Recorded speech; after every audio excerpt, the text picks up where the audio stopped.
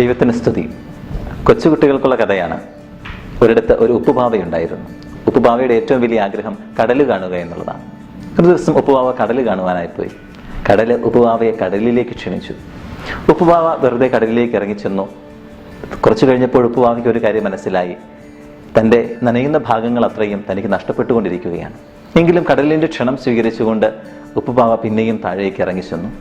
അങ്ങനെ വെള്ളം വർദ്ധിച്ച് ഏകദേശം തൻ്റെ കഴുത്തിനു മീതെ വെള്ളം എത്തിച്ചേർന്നതായിട്ട് ഉപ്പുപാവ മനസ്സിലാക്കുകയാണ്. ഒപ്പം തൻ്റെ ശരീരത്തിൻ്റെ അത്രയും ഭാഗം തനിക്ക് നഷ്ടപ്പെട്ടു പോകുന്നതായും. എങ്കിലും ആ മരണത്തിന് മുമ്പുള്ള നിമിഷങ്ങളിൽ ഉപ്പുപാവ കടലിനോട് ഇങ്ങനെ പറഞ്ഞത്രേ: കടലേ, നിന്നെ മനസ്സിലാക്കുവാനായിട്ടുള്ള ശ്രമത്തിനിടയിൽ എനിക്ക് നഷ്ടമാകുന്നത് എന്നെ തന്നെയാണ്. എങ്കിലും എനിക്ക് സങ്കടമില്ല. നിന്നെ മനസ്സിലാക്കാൻ പറ്റിയല്ലോ, നിന്നിൽ ഒന്നാകാൻ സാധിച്ചല്ലോ. ഈശോയിൽ പ്രിയമുള്ളവരെ, സ്നേഹം നിനക്ക് എന്താണ് നൽകിയത്?